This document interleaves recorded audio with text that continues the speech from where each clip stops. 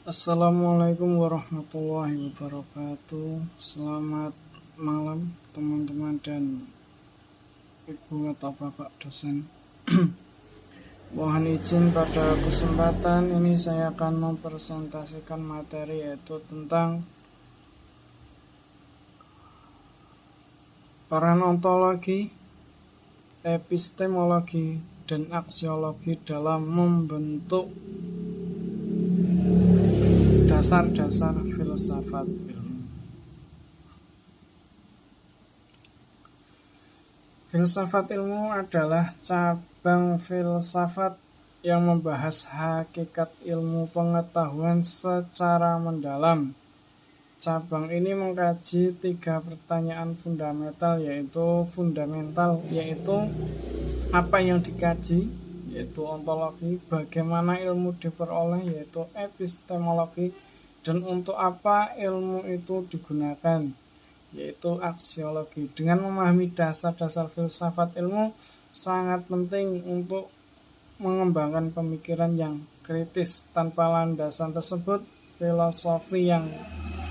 tanpa landasan filosofi yang kuat, ilmu pengetahuan dapat kehilangan arah dan makna sejatinya. Yang pertama yaitu ontologi, hakikat objek kajian ilmu. Apa sih ontologi itu? Ontologi adalah cabang filsafat yang membahas hakikat, realitas, dan objek yang dikaji oleh ilmu pengetahuan. Ontologi menjadi landasan fundamental dalam memahami yang sebenarnya, maksudnya apa yang sebenarnya ada dan bagaimana sifat. Pertanyaan fundamental ontologi. Pertanyaan utama ontologi, apa yang dikaji? Apa yang dikaji oleh ilmu dan bagaimana hakikat objek tersebut?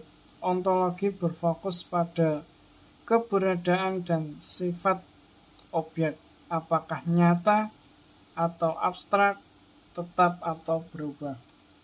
Sebagai contoh, ontologi dalam berbagai ilmu fisika mengkaji gejala alam dan materi sebagai objek kajian utama. Ontologi fisika mempertanyakan hakikat ruang, waktu, energi, dan partikel fundamental yang membentuk alam semesta. Itu jika dalam ilmu fisika. Ada juga dalam ilmu biologi, yaitu mengkaji makhluk hidup, membahas hakikat kehidupan, organisme, evolusi, dan hubungan antar makhluk hidup dalam ekosistemnya. Kemudian ada lagi sosiologi yang mengkaji sosial manusia sebagai objek kajian, yaitu mempertanyakan hakikat masyarakat, struktur sosial, dan interaksi antar individu dalam kelompok. Untuk selanjutnya epistemologi, cara memperoleh ilmu pengetahuan.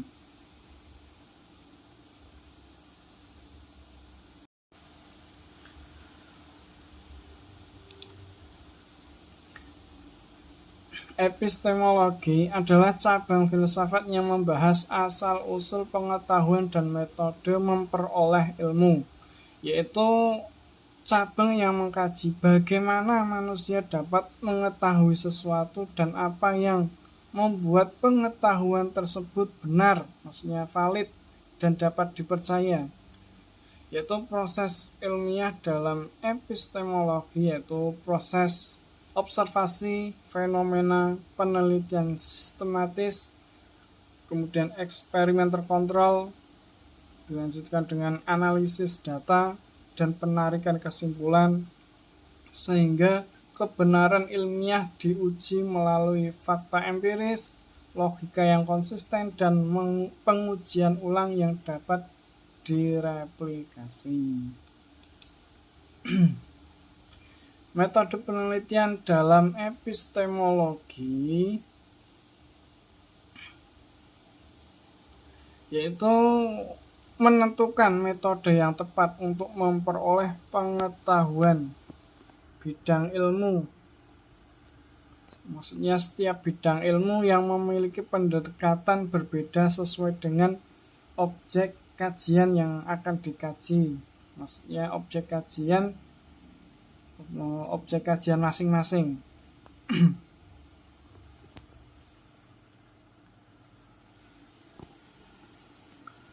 Seperti ilmu alam menggunakan metode eksperimen dan pengamatan langsung, penelitian, pengukuran, menguji hipotesis, dan mengumpulkan data kuantitatif untuk memahami fenomena alam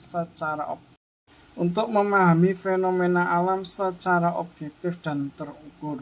Ilmu sosial seperti menggunakan wawancara, observasi sosial, dan analisis perilaku. Pendekatan kualitatif membantu memahami makna, motivasi, dan dinamika interaksi manusia dalam konteks sosial budaya.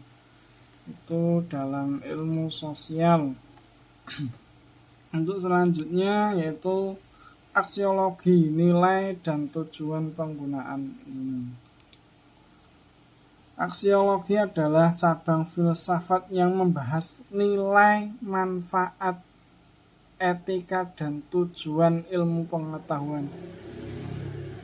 Yaitu cabang yang mengkaji bagaimana ilmu seharusnya digunakan dan dampaknya terhadap kehidupan manusia itu bagaimana. Pertanyaan utama dalam aksiologi adalah untuk apa ilmu digunakan dan bagaimana ilmu seharusnya dimanfaatkan untuk kebaikan. Seperti tanggung jawab moral, ilmuwan memiliki tanggung jawab moral dalam penggunaan ilmu. Dalam penggunaan ilmu pengetahuan, setiap penemuan dan aplikasi ilmiah harus mempertimbangkan dampaknya terhadap masyarakat. Dan resiko penyalahgunaan ilmu, kerusakan sosial sebagai senjata pemusnah, ya. Vaksin COVID, maksudnya selain bisa jadi vaksin juga bisa menjadi senjata biologis, senjata pemusnah massal. Kemudian manipulasi informasi atau privasi yang terancam, kerusakan lingkungan, polusi industri, ya. Polusi industri jika tidak ditangani dengan tepat, ilmunya tidak digunakan dengan benar, polusi industri ini ada resiko penyalahgunaannya. Kemudian ilmu tanpa etika, tanpa adab dapat merugikan kehidupan. Ya, seperti contohnya banyak orang pintar tapi ya tidak jujur, seperti itu misalnya, ya. Ya, seperti ya yang ada.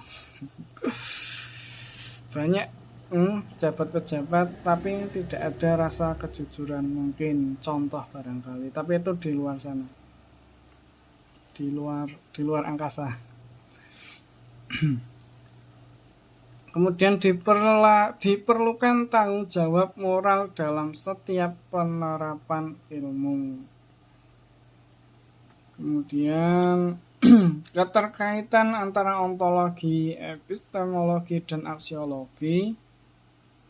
Ontologi menentukan objek yang dipelajari oleh ilmu pengetahuan, menjawab pertanyaan apa yang akan dikaji, dan menetapkan ruang lingkup serta batas kajian ilmu tersebut dengan batasan tertentu.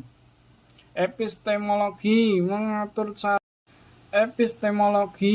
mengatur cara memperoleh dan menguji pengetahuan, menyediakan metode ilmiah seperti observasi, eksperimen, dan analisis untuk mencapai kebenaran yang valid, yaitu kajiannya ilmu yang akan dikaji itu valid apa tidak, itu membutuhkan observasi, eksperimen, dan analisis. Setelah didapat akan ada aksiologi, yaitu mengarahkan penggunaan ilmu sesuai nilai dan etika, yaitu ketiganya saling melengkapi, membentuk fondasi ilmu pengetahuan yang komprehensif dan bertanggung jawab. Artinya ketiga-tiganya itu perlu, ya, ontologi, epistemologi, dan aksiologi untuk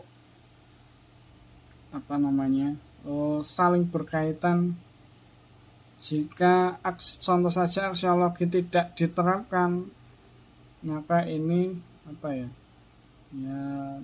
tidak sempurna lah. Pengarahan ilmunya mau bagaimana, ya kan?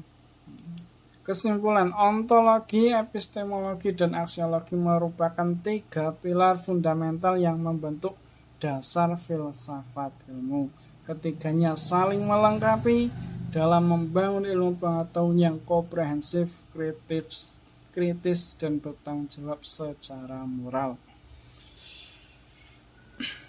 Dan begitu, mari kita kembangkan ilmu yang tidak hanya benar, tapi juga bermanfaat serta bermoral. Memahami ketiga cabang filsafat ini membantu kita untuk menjadi ilmuwan dan pemikir yang lebih kritis. Terima kasih atas perhatiannya, dan terima kasih. Sekian dari saya. Banyak tutur kata yang kurang pas maupun tidak enak didengar, ya. Saya mohon izin untuk diri. Wassalamualaikum warahmatullahi wabarakatuh.